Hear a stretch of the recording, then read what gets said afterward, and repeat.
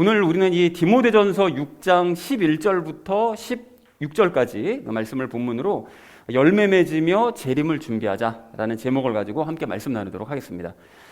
자, 우리가 그 지난주에 그 육체의 이익인 그 재물을 추구하는 것이 정말 무익한 일이다라는 것을 우리가 이제 이야기를 함께 나눴는데요. 그러니까 관련된 세 가지 이야기 지난주에 나눴거든요. 그 첫 번째로 나눴던 이야기가 무엇이었을까요? 네, 그렇습니다. 지난주에 그 부의 무익함을 알자라고 이제 말씀을 나누면서 그 세 가지 이야기를 좀 세분화시켜서 나눴었죠. 그 부는 이 땅에서만 누릴 수 있는 것이라고 지난주에 이제 말씀을 드렸습니다. 마치 드라마에 속에 등장하는 그 재벌처럼 그때 그 역할을 맡을 때만 이제 부자인 것처럼 이때 세상에 살 때에만 이제 부를 누릴 수밖에 없는 것이다라는 이야기를 우리 나눴고요. 그 두 번째는 부는 이제 불행을 가져온다고 말씀을 드렸었죠. 이것은 예외가 없다고 그랬습니다. 그래서 성경에서 말씀하시는 것처럼 파멸과 멸망, 시험과 올무에 들 수밖에 없다라는 얘기를 했었고요. 그 다음에 돈을 사랑하면 가장 큰 문제죠. 예수님과 이제 멀어진다고 그랬습니다. 모든 악의 뿌리라고. 그러니까 악이라는 것은 항상 예수님과 함께하지 않는 게 악이라고 그랬잖아요. 그러니까 예수님과 함께하지 않는 것, 즉 예수님과 멀어지는 것의 근본적인 그 원인이 결국 이 돈을 사랑합니다라는 그 말씀을 드렸었죠. 그런데 예수님께서는 그렇게 돈을 사랑하는 사람이 이제 구원과 멀어지도록 내버려 두시지 않으니까 그래서 결국 어떻게 하시죠? 계속 고통을 주시죠. 그렇기 때문에 그 지난주 그 본문 말씀처럼 그 고통이 자기를 찔러서 이제 꿰뚫게 되는, 그래서 끝까지 그 일을 고집하게 되면 이제 망할 수밖에 없다는 그런 얘기를 우리 나눴습니다. 그래서 하나님과 재물은 겸하여 섬길 수 없다고 분명하게 예수님께서 이제 말씀하신 것처럼 우리는 이제 필요한 재물을 얻되 그 남는 것은 다른 사람들에게 나누면서 그렇게 우리 재물을 사용하는 우리가 되자라는 얘기를 첫 번째로 함께 나눴습니다. 자, 그런가 하면 우리 두 번째로 나눴던 이야기가 무엇이었을까요? 네, 만족하자고 그랬죠. 지난주에 말씀드렸던 것이 아브라함, 이삭, 야곱, 다윗, 솔로몬 이런 그 구약시대 그 인물들을 보면 전부 다 부자였었잖아요. 그러니까 그런 모습을 보면서 하나님을 믿으면 결국 이제 부자가 되는 복을 받는다, 이런 개념이 지금 교회에 정말로 이제 당연하게 퍼져 있습니다. 그런데 사실은 이 신약 시대까지 그것이 통용되는 원리냐? 절대 아니라고 그랬죠. 왜냐하면 예수님께서 가장 귀한 보물이 되시기 때문에 이제 더 이상 세상의 보물은 필요가 없는 것이다 라는 말씀을 드렸습니다. 그러니까 세상의 재물을 아직까지도 줬고 그 부자가 되기를 원하는 사람들은 예수님이 가장 큰 보물이요 부라는 것을 깨닫지 못한 사람들이라고 그랬죠. 그래서 우리가 육신의 필요가 있을 때는 필요할 때 필요한 것만 구하면 정확하게 주신다라는 말씀을 우리 지난주에 이제 말씀을 드렸었죠. 그런데 우리가 이렇게 육신의 이익을 위해서는 욕심을 부리지 말되 영혼의 이익을 위해서는 우리가 욕심을 내야 된다. 그래서 초대교회 성도들과 우리가 비교를 해봤을 때 우리가 부끄러운 모습이 지금 사실 너무나 많기 때문에 더욱더 그런 일에 열심을 내자라는 얘기를 우리가 두 번째로 나눴습니다. 자, 그런가 하면 마지막 세 번째로 나눴던 이야기가 무엇이었을까요? 네, 그렇습니다. 세상 모든 사람들이 사실은 그 부에 대한 거짓된 가르침 때문에 진리와는 정반대로 살고 있습니다. 그래서 주변에 믿는 자들이나 믿지 않는 자들이나 특별히 이제 다음 세대들에게 우리가 이 부에 대한 바른 개념을 가르쳐야 된다고 그랬죠. 특히 지금 요즘 세대들 보면 손해보고는 못 살겠다, 이런 것이 굉장히 팽배해 있거든요. 그래서 그 남을 도와주는 것이 도리어 악이라고까지 생각하는 요즘 세대입니다. 그렇기 때문에 다음 세대들에게 이 세상의 부가 아니라 하나님께 체험받는 삶을 가르쳐야 된다. 그러려면 내가 먼저 하나님께 체험받고 만족하는 모습을 그들에게 보여줘야 된다라는 얘기를 마지막 세 번째로 나눴습니다.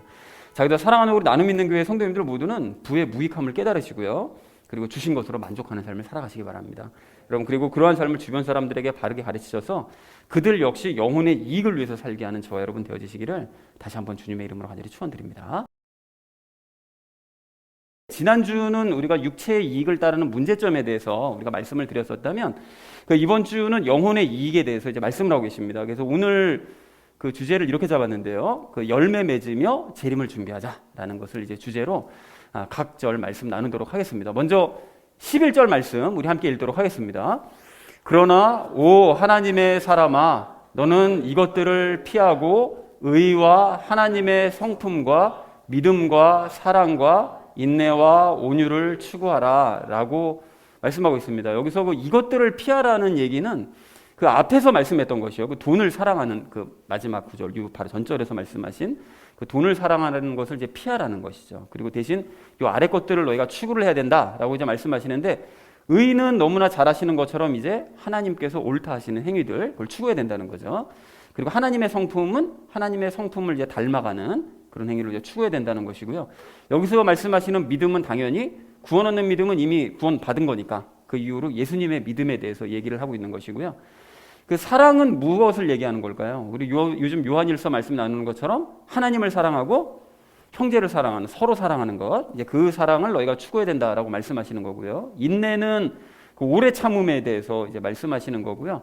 온유는 우리가 이제 잘 아시죠? 성경의 그 온유의 개념은 통제에 따르면서 순종하는 게 온유다라고 말씀을 이제 드렸기 때문에 그냥 이걸 아무것도 이거 모르시는 내용으로 이걸 보시는 분들은 그냥 그런가 보다 하고 넘어갈 수 있는데 우리는 각각의 뜻이 무엇인지를 정확하게 알고 있습니다.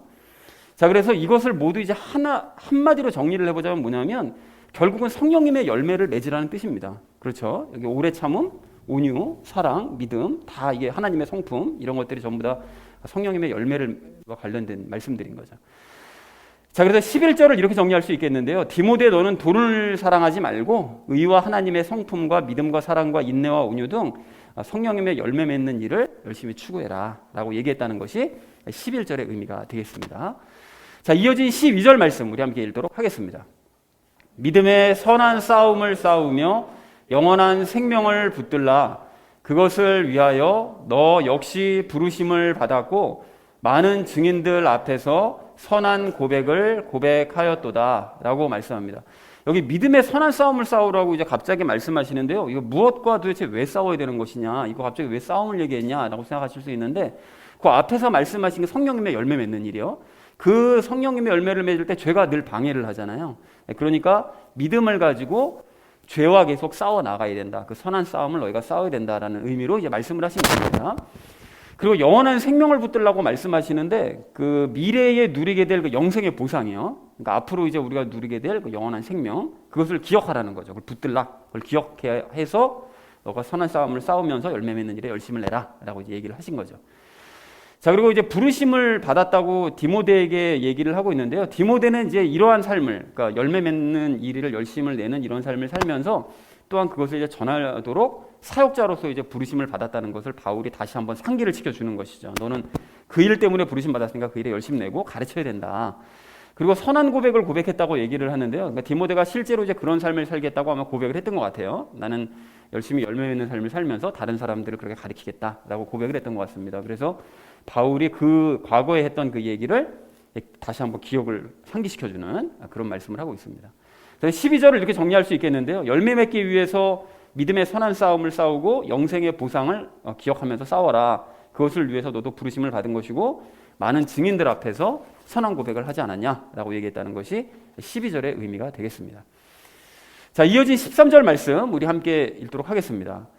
모든 것을 살리시는 하나님의 눈 앞에서와 본디오 빌라도 앞에서 선한 고백을 증언하신 그리스도 예수님 앞에서 내가 내게 명하노니 라고 얘기합니다. 여기서 잠깐 좀 정리를 하시자면 내가 너에게 명한다는 것이죠. 그 다음 절이랑 연결시켜서 생각하면 그 열심히 열매 맺으라는 얘기거든요, 결국. 그런데 여기서 궁금한 것은 갑자기 모든 것을 살리시는 하나님은 갑자기 왜 얘기를 했느냐는 거예요. 이게 왜 이 얘기를 왜 갑자기 이 말씀을 했느냐. 믿는 자를 살려서 영생의 보상을 방금 12절에서 나눴던 이야기요. 그러니까 믿는 사람을 살려서 그 영생의 보상, 그 영생의 보상을 주시는 분은 하나님이시라는 거를 12절 말씀을 다시 한번 이제 확인을 시켜주시는 것입니다. 그러면 그럼 그렇구나라고 생각할 수 있는데 그 다음 구절이요. 본디오 빌라도 앞에서 선한 고백을 증언하신 예수님이라고 얘기하는데 갑자기 본디오 빌라도 얘기는 왜 했을까요?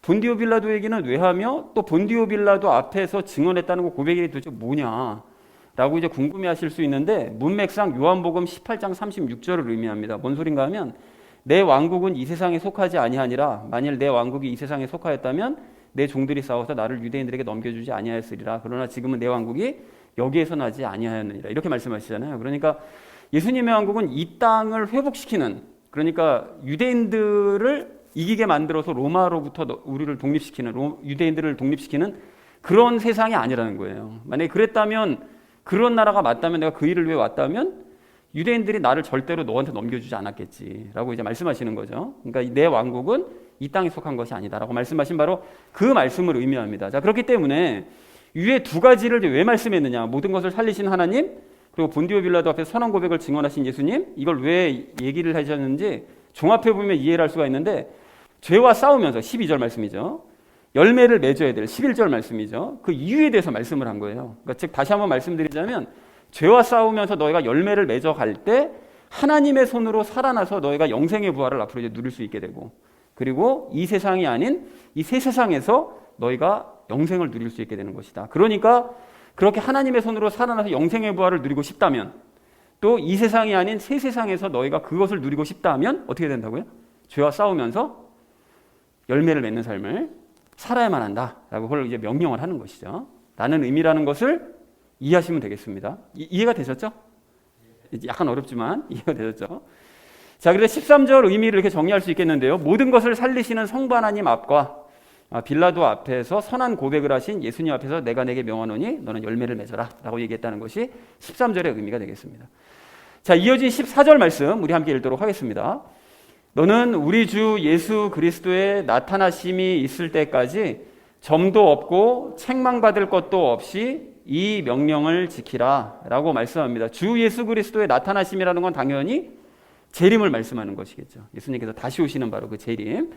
그리고 이 명령을 지키라는 것은 바로 위에서 말씀했던 돈을 사랑하는 마음을 버리고 죄와 싸우면서 열매 맺는 일에 그 열심을 내라는 바로 그 명령, 그거를 너희가 지켜내야 된다는 거예요. 그래야만 영생을 주신 하나님과 이 세상이 아닌 새 세상에서 누릴 수 있다라고 이제 얘기를 하고 있는 것이죠. 자, 그래서 14절을 이렇게 정리할 수 있겠는데요. 너는 예수님께서 재림하실 때까지 흠이나 책망받을 것이 없이 이 명령들을 지켜내라. 또한 그것을 사람들에게 가르치도록 하여라 라고 얘기했다는 것이 14절의 의미가 되겠습니다. 자, 이어진 15절 말씀 우리 함께 읽도록 하겠습니다. 그분께서 자신의 때에 그 나타나심을 보이시리니 그분은 찬송받으실 유일한 권능자이시요 왕들의 왕이시며 주들의 주시니라 라고 말씀하세요. 자, 그런데 여러분 여기서 이 15절 말씀과 아까 전에 우리 함께 읽었던 16절 말씀을 자세히 읽어보시면 이 설명이 15절, 16절이 하나님에 대해서 이제 묘사한 구절들인데 이 내용을 자세히 보시면 예수님이 아닌 구약시대의 성부 하나님에 대해 묘사한 내용들이에요. 그래서 찬송받으실 유일한 권능자, 왕들의 왕, 주들의 주, 이게 다 시편에서 나오는 그 하나님을 찬양하는 내용들이거든요. 그리고 특별히 16절 말씀을 보면 하나님을 본 사람이 아무도 없으되 라는 이런 얘기가 나와요. 근데 예수님은 다 봤거든요.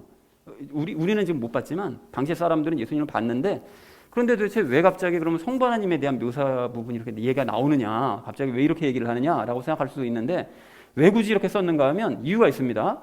예수님께서 재림하실 때는 단순히 예수님만 재림하시는 것이 아닙니다. 마지막 심판 때 이제 오실 때는 예수님이 혼자 오셔가지고 재판하시는 것이, 심판하시는 것이 아니고 성부 성령 하나님의 영광 중에 함께 오시기 때문에, 연합해서 함께 오시기 때문에 이 말씀을 한 거예요. 그러니까 그 연합해서 이 땅에 오실 때 그 모습은 어떻게 오실지는 상상을 할 수 없습니다. 겉모양은 아마 육체를 가지실 거는 분명할 것 같아요. 내가 올라간 대로 그대로 오겠다고 말씀하셨으니까 육체를 가지신 모습으로 오실 건 맞긴 맞는데 삼위일체 하나님의 어떤 영광의 모습으로 나타날지는 아무도 예상할 수 없습니다. 그런데 그것을 묘사를 하고 있는 거예요. 그래서 달리 말하자면 이제 마지막 심판날은 성부 하나님께서 친히 내려오긴 하시는데, 그런데 삼위일체 하나님의 모습으로 오시기 때문에 하나님에 대해서 찬양하는 이런 모습으로 묘사를 했다라는 것을 확인하시면 좋을 것 같습니다. 그래서 그렇게 오실 우리 하나님은 어떤 분이시라고요? 찬송받으실 유일한 권능자이시고 세상 모든 왕들 중에 왕이시고 주라고 불리는 자들의 주인 되시는 바로 그런 분이시다라고 위엄에 대해서 이야기했다는 것이 이제 15절의 내용이 되겠습니다. 그래서 15절을 이렇게 정리할 수 있겠는데요. 예수님께서는 마지막 심판날 삼위일체의 모습으로 나타나실 텐데 그분은 찬송받으실 유일한 권능자이시고 왕들의 왕이시며 주들의 주가 되신다라는 것이 15절의 의미가 되겠습니다. 자, 마지막 16절 말씀 우리 함께 읽도록 하겠습니다. 오직 그분께만 죽지 아니함이 있고 그분은 아무도 접근하지 못할 빛에 거하시며 아무도 그분을 보지 못하였고 또 볼 수도 없나니 그분께 존귀와 영존하는 권능이 있기를 원하노라. 아멘 라고 말씀합니다. 그분께만 죽지 아니함이 있다라고 말씀하는 것은 이제 영혼용 모두 죽지 않는 분은 하나님 분이시라는 거예요. 그래서 예수님은 잠깐 죽으신 것은 맞지만 신령한 육신을 입으셨기 때문에 이제 죽지 않으시죠. 그래서 이제 모든 영혼육이, 우리 인간은 영과 혼은 삽니다. 하지만 그 누가복음을 보면 혼도 죽이실 수 있는 분이 하나님이시라고 말씀하시잖아요. 죽을 수 있는데 영과 혼과 육신 모두가 죽지 않는 분은 우리 하나님밖에 없다. 그리고 아무도 접근하지 못할 빛이요 그러니까 삼위일체 하나님께서는 인간이 접근하지 못할 빛 가운데 계신다는 거죠. 그리고 그 심판 이후에는 우리를 그곳으로 데려가세요. 그래서 새 예루살렘에 대해서 묘사한 내용을 보면 거기에는 더 이상 해도 없고 달도 없고 빛이 아무것도 없다고 말씀하시잖아요. 왜냐하면 하나님 자체가 빛이시기 때문에 그분이 태양보다 7배나 더 밝은, 그러니까 완벽하게 밝은 빛으로 세상을 비추시기 때문에 빛이 필요 없다라고 말씀하시죠. 그러니까 우리를 그곳으로 이제 데려가시는 거죠.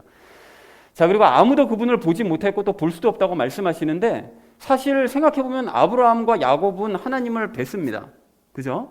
아브라함은 자기에게 찾아오시는 하나님을 뵙고 식사까지 대접했어요. 그리고 야곱 같은 경우는 씨름까지 했잖아요. 하나님과. 그리고 유대인들, 그러니까 2000년 전의 유대인들은 그 예수님을, 하나님이신 예수님을 뵀습니다. 근데 왜 그분을 보지 못했고 볼 수도 없다고 말씀하시느냐? 사실은 인간의 육체를 가지고 오신 예수님을 뵌 거죠. 아브라함도 그렇고 야곱도 그렇고 하나님의 천사라고 구약시대에 표현한 하나님의 천사들이 사실은 육신을 가지고 오신 하나님입니다. 그래서 그 부분을 읽어보시면 처음에는 천사인 줄 알았는데 읽다 보면 이게 하나님 얘기를 하고 있네, 막 이런 것들이 있죠. 그런 것들이 전부 다 예수님이신 거죠. 육체를 가지고 오신. 그래서 그분을 이제 얘기하고 있는데 요한 같은 경우도 환상 중에 예수님은 뵀죠. 하지만 성부 하나님을 본 사람은 아무도 없어요. 아무도 없습니다. 성부 하나님을 뵌 자는. 자, 그런데 마지막 날에는 어떻게 되느냐? 성부 하나님께서 어떤 형태로든 당신의 모습을 드러내신다는 거죠. 이제 아무도 뵙지 못했지만 그렇게 오신다는 거예요. 자, 그래서 16절을 이렇게 정리할 수 있겠는데요. 오직 하나님께만 죽지 아니함이 있고 그분은 접근 못할 빛에 거하시며 아무도 보지 못했고 볼 수도 없는 분이시다. 그분께 존귀와 영존하는 이 권능이 있기를 원한다라고 얘기했다는 것이 16절의 의미가 되겠습니다. 자, 그래서 오늘 본문을 총 이렇게 정리할 수 있겠는데요. 돈을 사랑하지 말고 열매 맺기를 추구하되 죄와 싸우면서 영생을 붙들어야 된다. 너희가 이것을 위해 너는 디모데에게 이것을 위해서 넌 부르심을 받았고 귀한 고백도 했었다. 하나님과 예수님 앞에서 내가 그래서 명령을 하는데 예수님의 재림 때까지 위의 명령들을 굳건하게 지켜라. 그리고 가르쳐라. 라고 얘기하고요. 그리고 하나님은 찬송받으실 권능자요 참된 왕과 주시며 죽지 않으시고 빛에 거하시며 아무도 볼 수 없다. 그분께 존귀와 권능이 있기를 원한다. 그래서 이런 권능의 모습을 가지고 다시 오실 그 하나님 오실 때까지 너는 이 명령들을 지켜나가라 라고 얘기했다는 것이 이제 오늘 본문의 내용이 되겠습니다. 그래서 다시 한번 이 본문을 좀 간단하게 정리를 해보자면 이렇게 정리할 수 있겠죠. 위대한 하나님께서 곧 재림하시기 때문에 그때까지 너는 죄와 싸우면서 열매를 맺으라는 그런 내용이에요. 그런데 열매를 맺는 내용에 대해서는 그동안 많이 강조해왔고 우리가 나눠왔거든요. 그렇기 때문에 오늘은 약간 다른 시각에서 본문을 살펴보려고 하는데요. 그래서 적용 시간에 재림을 준비하는 삶에 대해서 세 가지 이야기를 나누도록 그렇게 하겠습니다. 첫 번째는 왜 우리가 열매 맺어야 되느냐. 그리고 두 번째는 열매 맺기 위한 태도를 우리가 어떻게 가져야 되느냐. 그리고 마지막 세 번째는 영혼의 이익에 대해서 함께 말씀 나누도록 하겠습니다. 그래서 오늘 결론이요. 열매 맺으면서 재림을 준비하자라는 것을 주제로 나머지 이야기는 삶에 적용하면서 함께 말씀 나누도록 하겠습니다. 열매 맺으면서 재림을 준비해야 될 우리가 오늘 첫 번째로 함께 나눌 말씀은 열매 맺기에만 열심을 내자는 것입니다. 여러분 오늘 15절, 16절 말씀을 좀 다시 보십시오. 보시면 조금 전에도 설명드린 것처럼 이 말씀은 성부 하나님에 대해 묘사한 말씀인데요. 바울이 왜 굳이 이 말씀을 했다고요? 단순히 이게 하나님을 찬양하는 내용이 아니고요. 그죠? 구약시대부터 사람들에게 모습을 보인 적이 없던 성부 하나님께서 마지막 심판 때는 예수님 성령님과 함께 오시되 어떤 모습일지 상상할 수 없는 영광을 드러내시면서 친히 그분이 심판하러 오신다는 거예요. 진짜로 오신다는 거예요. 여러분 유대인들도 그 마지막 그러니까 하나님께서 다시 오셔서 심판하신다는 개념을 가지고 있거든요. 유대인들도. 그들은 성부 하나님이 오신다고 이제 그분이 오신다고 생각하고 있는데 그 말씀 맞습니다. 하나님이 오시는 거예요. 근데 삼위일체 하나님으로 오시는 거죠. 자, 그래서 진짜로 오시는데 그럼 그렇게 엄청난 위엄을 가지고 오실 그 하나님께서는 오셔서 우리가 이 땅에서 얼마나 많은 부를 얻었고 명예를 얻었고 권세를 누리면서 살았느냐 또는 얼마나 많은 지식을 너가 얻어서 살았냐 이런 거 가지고 심판하지 않으시고 무엇을 기준으로 심판하신다고요? 열매입니다. 열매. 그러니까 예수님을 얼마나 닮았냐, 네가 살아가면서 예수님을 얼마나 닮았냐, 성령님의 열매를 얼마나 맺었냐 이거 가지고 심판하신다는 거예요. 그래서 우리는 열매를 맺어야만 합니다. 이건 맺어도 그만 안 맺어도 그만이 아니고 여러분 13절 14절을 말씀을 보시면 끝에 뭐라고 말씀하시죠? 명령하시잖아요. 명령이에요. 명령. 그러니까 점도 없고 책망받을 것도 없이 11절과 12절 말씀을 지켜 행해야 된다는 거예요. 무조건 그렇게 해야 된다는 거예요. 그래서 우리가 재물이나 명예나 권세 지식에 대한 이런 욕심 같은 거 이걸 가질 시간이 없어요. 사실은 그게 아니고 오직 예수님을 닮는 열매 맺기에만 열심을 내야 된다는 것입니다. 자, 여러분, 그런 의미에서 오늘 우리가 그 구약의 대언서들을 좀 한번 생각해 봤으면 좋겠는데요. 여러분, 대언서라 하면 그 이사야, 또 예레미야, 에스겔과 같은 그 큰 선지자라고 보통 불리는, 대언자라고 불리는 이 분들뿐만 아니라 또 누가 있죠? 다니엘, 호세아, 요엘, 아모스, 오바다, 요나, 미가, 나움, 하박국, 스바냐, 학개, 스가랴, 말라기, 이렇게 그 구약의 소 대언자들이라고 하는 이들의 써놓은 그 글들을 보시면 아시겠지만 대언서들 모두가 공통점이 있어요. 여러분, 그 공통점이 뭘까요? 책망입니다. 책망. 정말 읽고 있기가 힘들 정도로 책망을 막 하세요. 그러니까 참 이거 보고 있다 보면 힘들어요. 그래서 그 내용을 뭐 하나하나 다 인용하자면 뭐 오늘 하루 이제 다 사용해야 될 것 같으니까 그 전체적인 내용으로 요약을 해보자면 어떻게 요약할 수 있는가 하면, 너희는 내 말을 안 들었고 도리어 우상을 섬겼고 그리고 고집스럽고 악하고 교만하다, 이 내용이에요. 전부 다 대언서들이 모두가 다 공통점이 그겁니다. 그러니까 한마디로 정리하자면 어떻게 정리할 수 있는가 하면, 내가 너희를 하나님의 백성으로 삼았더니 하나님의 백성답게 전혀 살지 않았다, 이거를 말씀하신 것이 모든 대언서들의 공통점이라는 것입니다. 자, 그래서 하나님께서는 그럼 그들을 가만히 내버려 두셨다가 어느 날 갑자기 확 쳐가지고 전부 다 멸망하게 만드셨냐? 절대 그러지 않으셨고요. 그러니까 방금 위에서 말씀드렸던 그 대언자들을 지속적으로 땅에 보내셔서 하나님의 백성답게 살라고 계속해서 책망하시고 권면을 하셨던 거예요. 그래서 가령 그 이사야를 통해서 이렇게 경고하시거든요. 이 백성이 자기 입으로는 나를 가까이하며 자기 입술로는 나를 공경하나 그들의 마음은 내게서 멀리 떠났다. 입으로는 하나님 열심히 잘 섬긴다고 말을 하는데 실제 마음은 전혀 하나님이랑 가깝지 않다는 거예요. 그리고 예레미야 같은 경우에는 책망의 말씀들이 너무나 많은데 그 중에 한 가지만 말씀드리자면 이렇게 말씀하세요. 주의 맹렬한 분노는 그가 자기 마음의 뜻한 바를 행하여 이룰 때까지 돌아서지 아니하리니 마지막 날들에 너희가 그것을 깊이 생각하리라. 그러니까 마지막 때 하나님께서 이제 심판하실 때 정말 아주 자비 없이 심판하시겠다는 거예요. 그렇게 되면 그때 가서야 사람들이 와, 그동안 내가 정말 진짜 잘못 살았구나. 늦었죠? 그걸 얘기하고 계신다는 거예요. 그리고 소대언서들도 책망의 말씀들이 정말로 많지만 그중에 두 가지만 이용을 해드리자면 인상적인 거예요. 호세아서를 보면 이렇게 되어 있습니다. 내 백성이 지식이 부족함으로 망하는도다. 뭐가 부족하다고요? 지식이 부족하대요. 하나님의 말씀을 하는 지식이 부족하기 때문에 결국 말씀이 없기 때문에 망한대요. 그래서 내가 지식을 거부하였기 때문에 나도 너를 거부해서 네가 나를 위해 제사장이 되지 못하게 할 거고, 내가 내 하나님의 율법을 잊었기 때문에 나도 네 자녀들을 잊어버릴 거다. 이렇게 말씀하세요. 너 나 잊었잖아. 그럼 내가 너를 기억해 줄 이유가 뭐가 있니? 그럼 나도 너와 네 가족들, 네 자손들 다 잊어버릴게. 이렇게 경고하시는 거죠.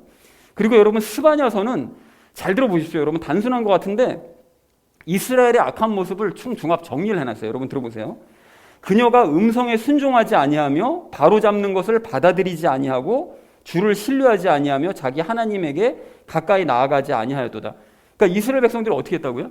하나님의 음성을 들으려고 하지도 않고 순종하려고 하지도 않고 바로잡으려고 하시면 그걸 또 받아들이려고 하지도 않고, 그리고 그나마 하나님 신뢰하지도 않고, 그리고 하나님께 가까이 나오지도 않는데요.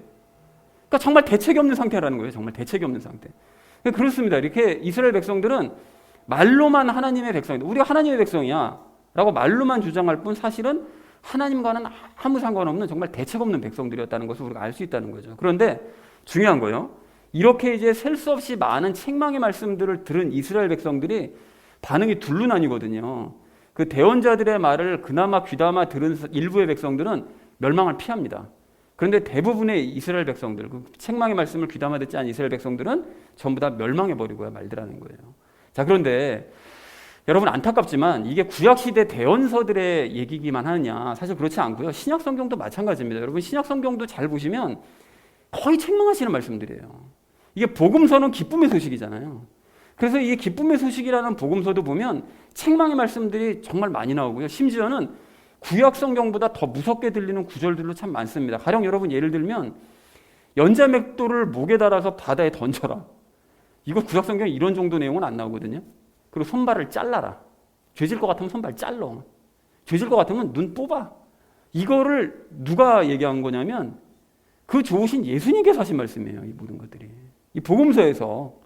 그리고 예수님께서는 제자들에게도 노골적으로 이렇게 말씀하시거든요. 너희 중에 하나 마귀다. 이렇게 말씀하세요. 이게 살벌한 얘기 아닙니까? 그러니까 복음서가 이러하니, 기쁨의 소식이라는 복음서가 이렇기 때문에 서신서들은 말할 것도 없어요. 멀리 갈 것도 없이 요즘 우리가 큐티하고 있는 요한일서 말씀을 보시면 뭐라고 말씀하십니까? 형제를 미워하는 자는 하나님의 사랑 받아본 적도 없는 가짜 그리스도인데, 그거 가짜야, 가짜. 그러니까 사탄의 자녀야, 걔네. 이렇게 서슴없이 말씀하시더라는 거예요. 이게 얼마나 살벌한 얘기입니까? 이게 막 찔림이 있는데, 그럼 나도 사탄의 자녀인가? 막 이런 생각이 들 정도로 이렇게 말씀하시잖아요. 그러면 이런 말씀들을 볼 때 질문이 생긴다는 거예요. 아니, 이스라엘 백성들과 유대인들은 죄 문제를 해결받지 못했으니까, 그러니까 하나님께서 그 책망의 말씀을 뭐 하셔도 될 것 같다는 생각이 들지만, 아니, 우리 같은 경우는 죄 문제 해결받아가지고 이제 하나님의 자녀가 되는데, 왜 이렇게 무섭게 책망하시냐는 거예요. 구약 성경보다 이렇게 더 무섭게 책망하시면 어떡하냐, 이거. 이렇게 생각할 수 있는데, 여기에는 여러분 분명한 이유가 있습니다. 여러분, 하나님의 자녀라면 어떻게 살아야 되는 거죠?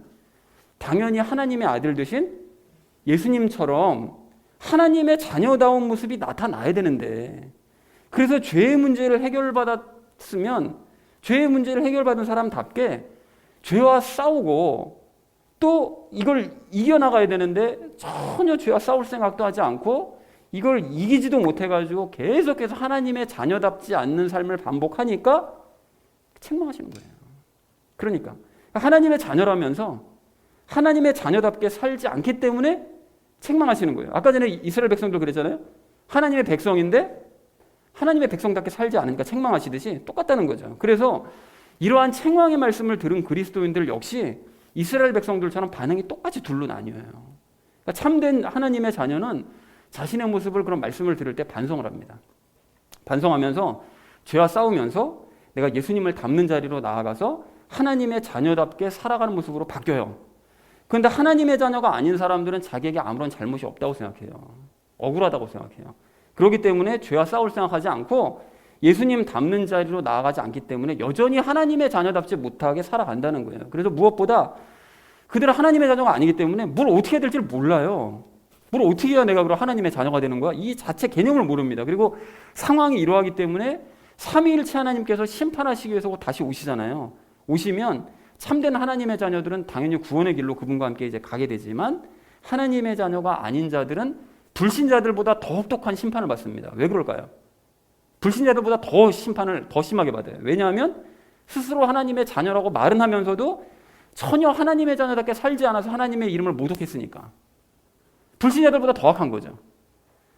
그래서 이스라엘 백성들과 유대인들이 하나님의 백성이라고 하면서도 하나님의 이름을 모독하면서 하나님 백성답게 살지 않아서 심판받은 것과 똑같이 더 심하게 심판을 받을 수밖에 없다는 것입니다. 그래서 사랑하는 우리 나눔 있는 교회 성도님들 모두는 하나님의 자녀임을 여러분 확신하신다면, 그러면 더 이상 재물과 명예와 권세와 이 세상의 지식을 얻는 그런 모든 일들에 여러분 더 이상 힘을 쓰지 마시고요. 오직 심판의 기준 되는 열매 맺는 일에만 열심을 내시기 바랍니다. 그 일에만 욕심을 내는 저와 여러분 되어지시기를 주님의 이름으로 간절히 축원을 드립니다. 열매 맺으면서 재림을 준비해야 될 우리가 오늘 두 번째로 함께 나눌 말씀은 삶의 태도를 바꾸자는 것입니다. 여러분, 앞에서 제가 부담이 되는 말씀을 좀 드렸는데요.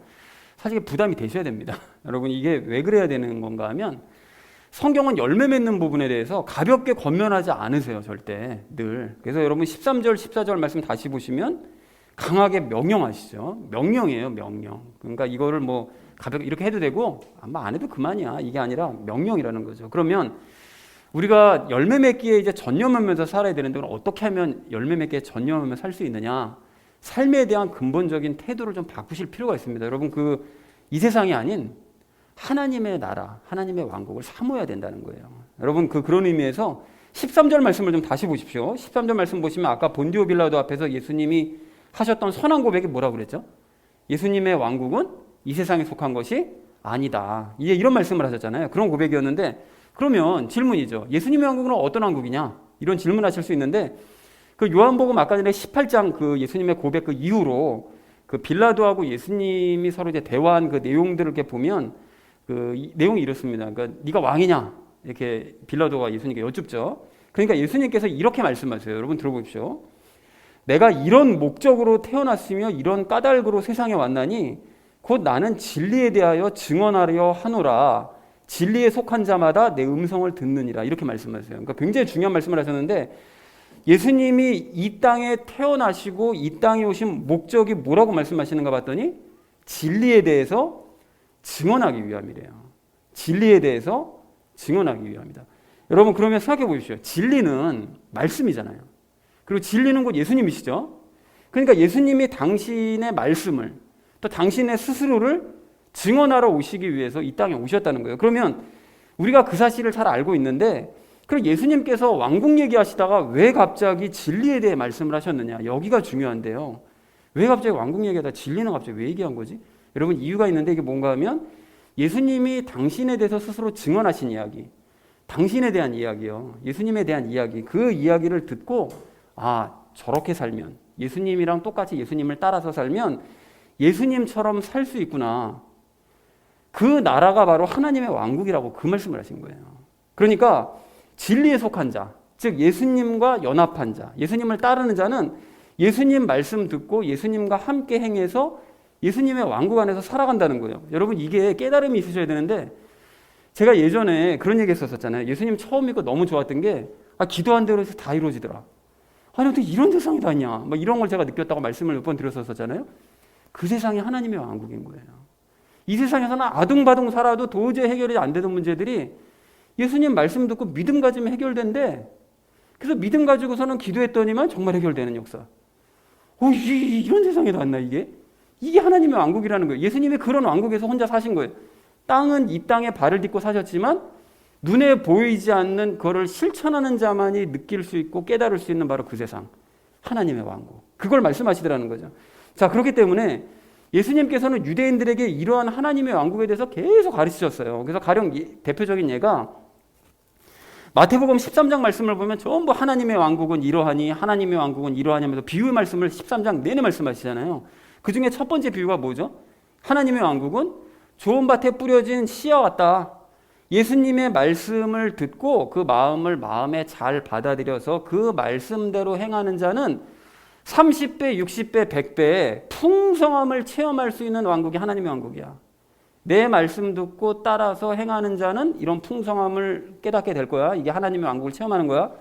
하나님의 왕국은 알곡과 가라지가 함께 자라는데 예수님의 말씀을 따라서 예수님의 하나님의 왕국을 풍성하게 체험하는 알곡과 하나님의 말씀을 전혀 따르지 않아서 하나님의 왕국이 뭔지조차 깨닫지 못하는 가라지가 함께 살아가. 근데 그 가라지는 하나님의 알곡한테 뭔가 자꾸 빼내려고만 해.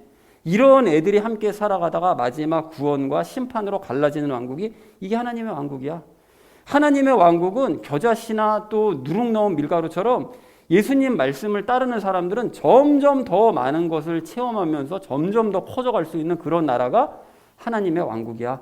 하나님의 왕국은 숨겨진 보물과 같고 진주와 같아. 값비싼 진주와 같아. 그래서 하나님의 왕국이 무엇인지 깨닫고 발견한 사람은 이 세상 모든 거 다 희생해서 그거 기꺼이 얻는다. 왜냐하면 이 세상 거 다 가지고 있어도 해결 못할 문제가 있는데 하나님의 왕국은 그런 거 없어도 해결이 가능하거든.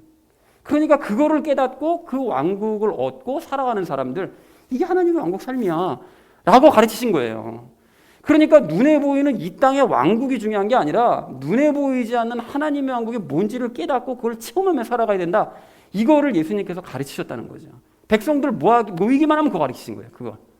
그런데 바리새인들과 서기관들을 비롯한 지도자들이 전혀 그런 거는 깨달으려고 하지도 않고 그냥 이 세상 왕국만 소중하게 여기니까 그러니까 예수님께서 그들을 그렇게 꾸짖으신 거예요. 그래서 대표적인 예로 누가복음 17장 말씀을 보니까 이렇게 말씀하세요. 들어보십시오.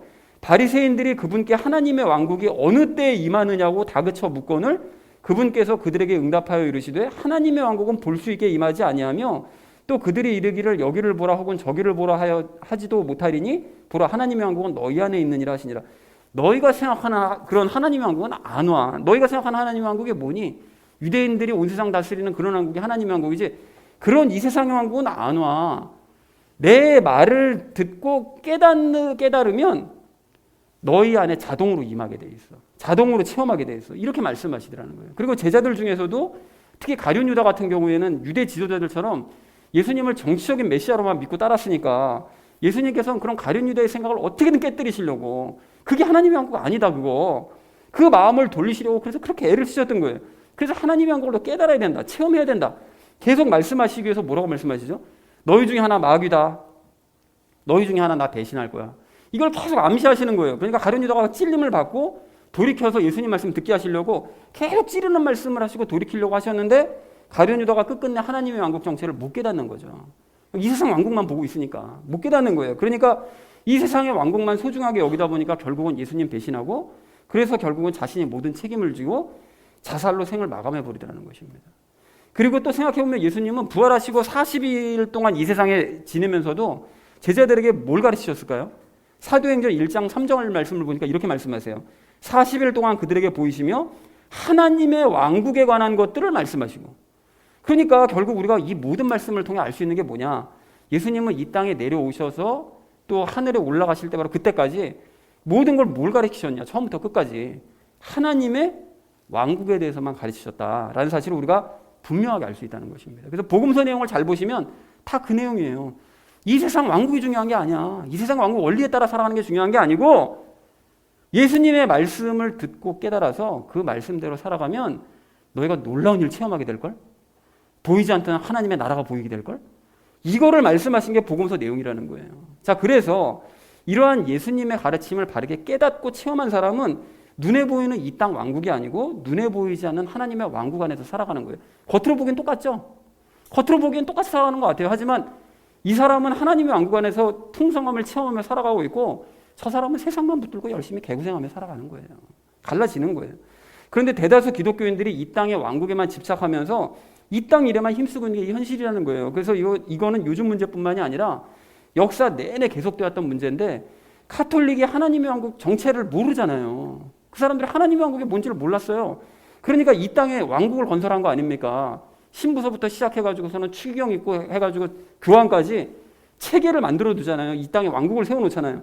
그러니까 이 땅에만 그렇게 집착하니까 뜨인 돌 대신 예수님께서 그 왕국을 어떻게 하십니까?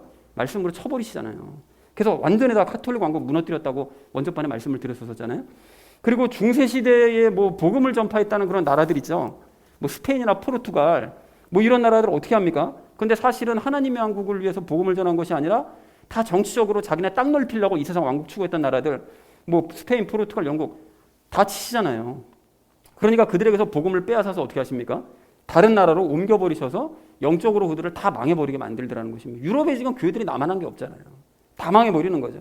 그런데 이런 역사를 아는 건지 모르는 건지 지금 이 나라를 보면 정통 교단이나 이단이나 유명한 목사나 뭐 무명한 목사나 큰 교회나 작은 교회나 전부 정치화되어 가지고 드러내놓고 자기 정치색을 드러내 보이면서 이 세상 나라를 지켜야 된다는 말을 서슴없이 해요. 그 일을 위해 목숨을 걸어야 된다. 우리 그리스도인들은 아주 지극히 정치화되어 있는 거예요. 그렇다면 이 세상 왕국에만 관심을 가지고 정치화되었던 조직과 나라들을 역사적으로 계속 쳐오셨던 예수님께서 이 나라라고 예외로 두실까요? 절대 아니죠. 당연히 조만간 치십니다. 그래서 이 땅의 기독교라 불리는 사실은 개독교인들은 망해버리고야 말 거예요. 그래서 유럽처럼 이 땅에도 이 교회 지금 많잖아요. 밤에 보면 그거 아마 다 없어질 겁니다. 급격하게 다 줄어들어 버릴 거예요. 유럽처럼. 그런데 이건 슬퍼할 일이 아닙니다, 여러분. 왜 그렇습니까? 하나님의 왕국 입장에서 보면 잘된 일이에요. 왜요? 세상 왕국만 사랑하는 그런 가짜들이요. 가라지들이 뿌리째 뽑혀버리고 참된 하나님의 왕국을 사모하는 진짜들만 남을 테니까요. 그래서 여러분 유럽의 그 소규모 그 교회들이 지금 사실은 교회들이 다 없어졌지만 소규모로 일어나서 진짜로 믿는 그런 사람들 있잖아요. 그런 사람들이 여전히 활동을 하고 있다니까요. 그게 진짜로 알곡들만 남는 거예요. 자, 그렇다면 우리에게 이제 돌아와서요. 우리는 그런 가짜들과 억울하게 함께 무너지지 않기 위해서 어떻게 됩니까? 더 이상 우리가 이 땅 왕국에 소망을 두거나 이 땅의 왕국을 위해 애쓰지 않기를 소망합니다. 여러분 그런 의미에서 예전에도 말씀드렸듯이 예수님의 삶을 생각해 보시면 예수님께서 이 땅에서 사실 때 빌라도의 어떤 정치적인 발언, 어떤 정책, 그것에서 비판을 하시거나 아니면 헤롯의 정치 행보에 대해서, 정치적인 행보에 대해서 뭐 비판하신 적이 있었느냐? 제 기억으로는 성경에서 그런 걸 본 적이 없어요. 정치적인 어떤 그런 발언을 하시는 거를 한 번도 본 적이 없습니다. 그리고 이건 예수님의 뜻을 따르던 바울을 비롯한 사도들도 마찬가지였는데요. 그들도 역시 이 땅 왕국을 정치적으로 바라보지 않더라는 것이죠. 그러니까 더 이상 관여를 하지 않더라는 거예요, 세상에. 자, 그렇다면 우리도 마찬가지입니다. 사랑하는 우리 나눔 믿는 교회 성도님들 모두는 바리새인들과 서기관들처럼, 그리고 가룟 유다와 또 유럽의 많은 카톨릭 교인들처럼, 그리고 이 땅의 그 개독교인들처럼 이 땅 왕국을 사모하거나 이 땅 왕국에 대한 소망을 품지 마시기 바랍니다. 대신 15절, 16절에서 말씀하시는 하나님이 계시는 그곳이요. 하늘 왕국만을 여러분 사모하시고 예수님의 말씀을 듣고 순종하는 자만이 체험할 수 있고 들어갈 수 있는 하나님의 왕국을 지금부터 체험하시기 바랍니다. 그렇게 삶의 태도가 바뀔 때 재림을 위해서 열매 맺기에만 전념할 수 있다는 사실을 깨닫게 되는 저와 여러분 되어지시기를 주님의 이름으로 간절히 축원을 드립니다. 자, 열매 맺으며 재림을 준비해야 될 우리가 마지막 세 번째로 나눌 말씀은 무엇이 이익인지 알자는 것입니다. 여러분 여기까지 나누고 나면 한편으로는 두려운 마음이 생기실 수도 있고요. 다른 한편으로는 질문이 생기실 수 있어요. 그러니까 무슨 질문이냐? 지난 6절 말씀을 생각해 보니까 주어진 것에 만족하고 하나님의 뜻을 따르면 큰 이익이 있다고 얘기를 하셨는데, 아니 뭐 이렇게 책망의 말씀 듣고 이렇게 두려운 마음 갖는 게 이익인가 이게? 라는 생각이 드실 수 있는데요. 여러분 육신적으로 생각하면 이게 이익될 게 아무것도 없죠. 그런데 영혼으로 생각하면 이게 분명한 이익입니다. 여러분 이게 왜 이익인지 세 가지로 생각해 볼 수 있거든요. 첫 번째는 심판 때 무엇이 가장 중요한지 구체적으로 알게 되었기 때문에 우리에게 이익이에요. 무슨 말씀이냐? 여러분 교회를 다니는 많은 사람들이요, 마지막 심판이 있다는 거 다 알거든요. 다 알아요. 이거는 모르는 사람이 없습니다. 그런데 심판 때 무엇 때문에 심판받는지 모르는 사람들이 태반이에요. 그래서 가령 정말 너무 어이없게도 정말 착하게 살면, 또는 그냥 근면성실하게 열심히 살면, 최선을 다해서 살면, 그러니까 그래서 부명의 권세도 열심히 추구하는 거예요. 근면성실하게 사는 거죠. 그렇게 살면, 그리고 뭘 얻는지도 모르면서 뭘 믿는지도 모르면서 그냥 무조건 그냥 열심히 믿기만 하면, 그럼 예배 열심히 드리면, 그리고 목사 말에 순종해서 열심히 봉사하고 전도 많이 하면, 그러면 마지막 날 심판받지 않고 하나님께 칭찬받을 거라고 믿거든요. 근데 여러분 이게 맞습니까? 아니라는 거예요. 여러분 대부분들이 그렇게 알고 있거든요. 그래서 이런 사람들이 어떻게 된다고요? 나중에 바깥 어두움으로 내어 쫓겨서 이를 갈며 운다고 얘기하잖아요. 왜 울어요? 왜 억울해 합니까? 왜 이를 갑니까? 안다고 생각해서 그렇게 행동했는데 그게 아니니까 억울한 거예요. 나 이렇게 하면 나 심판받지 않을 줄 알았는데 왜 나를 심판하시냐고. 그러니까 억울하니까 이를 갈며 우는 거죠. 여러분 그렇기 때문에 우리는 무엇을 기준으로 심판받는다는 것을 분명하게 알잖아요. 그게 뭐라고요? 열매잖아요. 열매. 그렇기 때문에 예수님의 닮은 모습, 예수님 닮은 모습, 이 열매가 있어야 되고 그것이 혼의 구원을 이루는 것이고, 그런 열매를 맺기 위해서는 필수적으로 예수님과 연합해야 되고 육체와 남은 죄와 싸워야 된다는 것을 우리는 잘 알고 있다는 것입니다. 그리고 이것을 알고 실천할 때 15절, 16절에서 묘사하신 하나님께서 계신 바로 그곳이요, 그 죽음이 없고 빛과 찬양으로 충만한 그곳에서 우리의 영혼이 영접을 받을 것을 알기 때문에 이 모든 것을 아는 것은 결코 두려운 마음을 가질 것이 아니라 우리에게 유익이 되는 말씀이다 라는 것을 우리가 알아야 된다는 것입니다. 그리고 그런가 하면 말씀을 듣는 것이 이익이 되는 두 번째 이유는 열매 맺는 것이 가능함을 알기 때문에 우리가 이익이라는 거예요. 여러분 이게 무슨 소린가 하면요, 이제 많은 기독교인들이 예수님 닮는 것이 가능하다고 생각하지 않습니다. 생각하지 않아요. 그냥 그건 둘째치고 구원만 받았으면 좋겠다 이렇게 생각하는 경우가 대부분이라는 거예요. 왜냐? 왜 그러냐? 여러분 우리가 원리를 알잖아요. 구원의 원리. 예수님을 믿을 때 우리 내부적으로 어떤 일이 일어난다고요? 죄와 분리되고 예수님과 연합한 이후에 분리된 죄는 우리 육체 안에 남는다. 그렇기 때문에 그 죄의 방해로 말미암아 그리스도인이 되고 거듭났음에도 불구하고 잘못된 모습이 나타날 수 있다. 이 원리를 알고 있잖아요. 그런데 대부분의 기독교인들은 이걸 몰라요. 모르기 때문에 겉으로 보여지는 모습만 보다 보니까 자기가 엄청난 죄인인 줄만 알고 있다고요. 그러다 보니까 어떻게 합니까? 이렇게 죄가 많은데 내가 어떻게 예수님을 닮겠어? 예수님을 닮으라고? 그게 무슨 말도 안 되는 소리야. 이렇게 생각하는 거예요. 그러니까 예수님을 닮을 생각을 아예 안 해요. 무기력하게 지내는 거예요. 그러니까 사탄만 좋은 거죠. 그러니까 뭘 믿는지도 모르면서 그러면서 무조건 믿습니다. 제가 이렇게 믿으니까 그러니까 저를 천국 보내주세요. 이런 식으로 신앙생활을 하는 거예요. 지금 뭐가 뭔지를 전혀 개념을 못 잡고 있는 거예요. 여러분 그런데요, 언젠가도 제가 말씀드렸지만 예수님을 닮지 못한다면 그 사람은 구원받은 사람이 아니에요. 거꾸로 말해서 영의 구원을 받잖아요. 영의 구원을 받은 사람은 예수님 닮고 싶어집니다. 그리고 예수님을 닮은 모습이 나타나는 게 너무나 당연한 모습이라는 거예요. 너무나 당연한 모습. 그런데 죄가 많아서 예수님을 닮을 엄두는 못 내지만 구원은 해주세요? 그게 뭐 말도 안 되는 소리예요. 그게 그런 사람이 어떻게 천국을 가겠느냐고요. 말도 안 되는 얘기지. 여러분 오늘 15절 16절 말씀을 다시 이렇게 보시면 삼위일체 하나님에 대해 묘사하고 있잖아요. 그 하나님은 하늘에도 계시지만 어디에 계신다고요? 내 안에도 분명히 계시잖아요. 그리고 우리 알잖아요. 우리가 믿잖아요. 느끼고 있잖아요. 내 안에 계신 그 삼위일체 하나님께서 나를 예수님 닮도록 적극적으로 도우시면서 인도를 하시기 때문에 우리는 예수님을 닮아갈 수 있다는 것입니다. 그래서 우리가 많은 기독교인들처럼 열매 맺는 것을 엄두내지 못할 것이 아니라 맺을 수 있고 맺어야 된다고 당연히 믿어야 된다는 것이죠. 그리고 이러한 중요한 원리를 깨달아서 열매를 맺을 수 있게 되었다는 사실을 알게 된 것이 우리 영혼의 이익이라는 거예요. 자, 그런가 하면 이러한 말씀들을 듣는 게 이익이 되는 마지막 세 번째 이유는 열매 맺는 구체적인 방법을 알기 때문에 이익이라는 것입니다. 내가 열매 맺을 수 있어 라는 사실을 알기만 하고 실제로 어떻게 맺어야 되는데 모르겠는데요. 이러면 이건 아무 이익이 없는 거죠. 안다는 거예요. 여러분 돈을 사랑하고 세상 사랑하는 사람은 오늘 13절 14절 말씀처럼 열매 맺으라라는 명령 들으면 당황해요. 뭘 어떻게 맺어야 될지 모르니까 뭐 어떻게 하라고 열매 맺으라고. 그런데 우리는 압니다. 여러분 어떻게 해야 열매 맺을 수 있는 거죠? 어떻게 해야 우리가 성령님의 열매를 맺을 수 있습니까? 근본적으로 딱 한 가지만 얘기하면 뭐예요? 뭡니까? 연합이죠? 연합해서 뭐 어떻게 하라고요? 중요한 얘기는 다 나오네. 연합과 말씀과 죄를 이기면 됩니다. 죄를 이기면 되는 거예요. 여러분 12절에서 말씀하시잖아요. 믿음의 선한 싸움을 싸워라. 여기서의 싸움이 뭐와 싸우라는 거라고요? 죄와 싸우라는 말씀이 우리는 너무나 잘 알아요. 그리고 그 죄는 죄의 정체도 알잖아요. 죄의 정체가 뭡니까? 불신이잖아요. 믿지 않는 거 불신이잖아요. 그죠? 그러니까 그 죄가 예수님을 닮을 수 없다고, 닮을 수 있는 게 아니라고 불신하게 만드니까 그렇게 불신하는 죄와 우리가 싸워야 된다는 것을 우리가 너무나 잘 안다는 거예요. 이 원리를 분명히 알고 있는 거죠. 그리고 죄는 불신이기 때문에 반대로 믿음을 가지면 죄를 이길 수 있겠구나. 이 사실도 우리가 알고 있는 거예요. 그러니까 그 믿음이 예수님의 믿음이라는 것도 알고 있고 그 예수님의 믿음은 예수님께 구하면 얻을 수 있다는 사실도 알고 있는 거예요.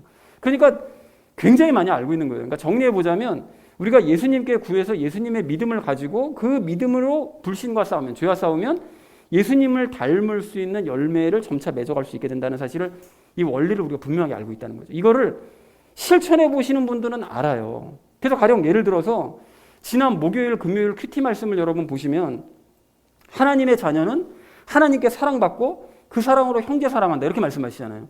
그러면 이 사랑이라는 것이 대표적인 성령님의 열매 아닙니까? 이게 바로 예수님을 닮는 모습이잖아요. 사랑하는 것이. 자, 그런데 그런 열매를 내가 맺고자 할 때 형제를 사랑해야지 하면 사랑이 되느냐? 절대 안 돼요, 여러분. 해보셔서 아시잖아요. 형제 사랑한다고 그게 됩니까? 안 되잖아요. 왜 안 되냐? 우리 육체 안에 남아있는 죄가 방해하잖아요. 너가 하나님 사랑받는다고? 야, 너 하나님 사랑하긴 해? 야, 그러면 하나님께 사랑도 안 받고 사랑하지도 않는 네가 무슨 형제를 사랑하냐? 이런 식으로 말씀을 이용해서 우리를 역공격한다고요, 죄가. 말씀을 보면 자꾸 그런 게 우리 찔림을 받는 거예요, 자꾸. 그런데 죄를 이기는 사람은 어떻게 합니까? 찔림을 받는 것으로 끝나는 것이 아니라 여기서 예수님께 믿음을 구해요. 그리고 말씀을 봅니다. 그러면 말씀을 통해서 내가 하나님께 얼마나 많은 사랑을 받고 있는지를 깨달아요. 성경을 본 사람만 알 수 있는 거예요. 깨닫는 거예요. 그러면 하나님께 사랑을 받는다는 것이 막 느껴져요. 그러면 당연히 하나님을 사랑하는 뜨거운 마음이 생기죠. 그러면 그렇게 하나님과 사랑을 주고받으면 그 사랑으로 같은 믿음을 가진 저 사람도 이렇게 사랑하고 있겠구나. 이게 깨달아지면 그 형제를 사랑하는 모습이 나타날 수밖에 없다는 거예요. 그럼에도 불구하고 이게 잘 안 된다. 그럼 예수님께 더 믿음을 구해서 결국은 형제를 사랑할 수 없다고 발악하는 죄와 싸워 이김으로써 형제를 사랑하는 모습이 나타난다는 것입니다. 그러니까 이게 열매를 맺는 방법이라는 것을 우리는 알아요. 그리고 이것이 방법을 아는 사람만이 얻을 수 있는 영혼의 이익이라는 것입니다. 그런데 돈을 사랑하고 세상을 사랑하는 사람은 이런 과정이 있는 것도 모르고 이걸 상상조차 할 수 없기 때문에 절대 죄를 이길 수도 없고, 죄를 이길 수 없으니까 절대로 하나님 사랑할 수도 없고 받을 수도 없고 이웃을 사랑할 수도 없고, 그러니까 열매를 맺을 수가 없다는 것이죠. 자, 그래서 여러분 정리하겠습니다. 사랑하는 우리 나눔 있는 교회 성도님들 모두는 왜 열매를 맺어야 되는지 여러분 기억하시기 바랍니다. 열매 맺지 못하면 심판이에요. 그리고 열매를 그렇게 맺기 위해서는 삶의 태도부터 바꿔야 됩니다. 이 세상 나라가 아니라 어느 나라요? 하나님의 왕국을 사모해야 됩니다. 그런데 이러한 말씀 때문에 두려워하거나 걱정할 필요는 없죠. 왜입니까? 예수님과 우리가 연합했으니까요. 그리고 하나님의 사랑을 받는 우리니까요. 그렇다면 열매 맺는 것이 가능하다는 사실을 아시고 열매 맺는 방법까지 알고 있으니까 이제 예수님 의지해서 믿음부터 구하시기 바랍니다. 그렇게 행해 나가시면 되는 거예요. 그렇게 하셔서 하나님의 사랑 안에 거하고 서로 사랑하면서 다른 열매들도 맺으심으로써 재림하실 예수님을 기쁨으로 맞이하는 저와 여러분 되어주시기를 주님의 이름으로 간절히 축원을 드립니다. 열매 맺으면서 재림을 준비하자라는 이것을 주제로 말씀 나눴는데, 열매 맺기에만 열심을 내자고 우리 첫 번째로 말씀을 나눴죠. 그래서 재림하실 하나님은 무엇으로 심판하신다고요? 열매로 심판하신다. 열매가 있냐 없냐, 많냐 적으냐, 그거 가지고 심판하시는 거예요. 하나님께서는 이스라엘 백성들에게 이들을 보내셔서 말씀하시고 경고하셨죠. 누굽니까? 이사야, 예레미야 등과 같은 누구? 대언자들을 보내셔서 말씀하시고 경고를 하신 이후에 받아들인 사람들은 어떻게 하시고요? 구원하시고, 그리고 무시하는 사람들은 어떻게 하셨다고요? 멸망케 만드셨다라고 말씀하셨죠. 그러니까 대언자의 말을 받아들인, 그 말씀을 받아들인 사람은 구원하시고 아닌 사람은 멸망케 하셨다. 그러니까 하나님께서는 똑같이 자녀인 그리스도인들에게 무엇을 통해서 말씀하시고 이제 경고하실까요? 성경을 통해서 말씀하시고 경고하시죠. 그렇게 경고하신 이후에 받아들이는 자는 구원하시고 거부하는 사람들은 혹독하게 어떻게 하신다고요? 그들을 심판하신다. 그들을 호되게 심판하신다. 왜냐하면 하나님의 자녀라고 하면서 그렇게 살지 않으니까 라고 말씀을 드렸습니다. 자, 우리 두 번째로 나눴던 말씀은 삶의 태도를 바꿔야 된다고 말씀을 드렸죠. 예수님의 왕국은 눈에 보이는 이 세상이 아니라 무엇을 듣고 순종하면 예수님처럼 살 수 있는 보이지 않는 왕국이다. 누구의 말씀을 듣고요? 예수님의 말씀을 듣고 순종을 하면 예수님처럼 살 수 있다는 것을 깨닫는 바로 그 왕국이요. 그게 눈에 보이지 않죠. 그러니까 아는 사람만 알고 체험할 수 있는 사람만 체험할 수 있는 바로 그 왕국이요. 그걸 말씀하고 있습니다. 그래서 예수님은 이 땅에 오실 때부터 승천하실 때까지 무엇에 대해서 가르치셨다고요? 하나님의 왕국에 대해서 가르쳐 오셨다. 그럼에도 불구하고 세상 왕국을 사랑하는 종교와 나라는 영적으로 어떻게 하셨다고요? 하나님께서? 예수님께서? 멸망케 하신 거죠. 망하게 하신 거죠. 자, 그리고 예수님과 사도들은 세상 왕국의 이것에 대해서 관심을 두지 않으셨다는 것을 알 수 있습니다. 뭐였습니까? 세상 왕국의 경제 말고 정치에 관심을 두지 않으셨다는 거죠. 그것에 대해서 신경을 쓰지 않았습니다. 그래서 세상 왕국에 대한 관심을 끊을 때 어디에 우리가 집중할 수 있다고요?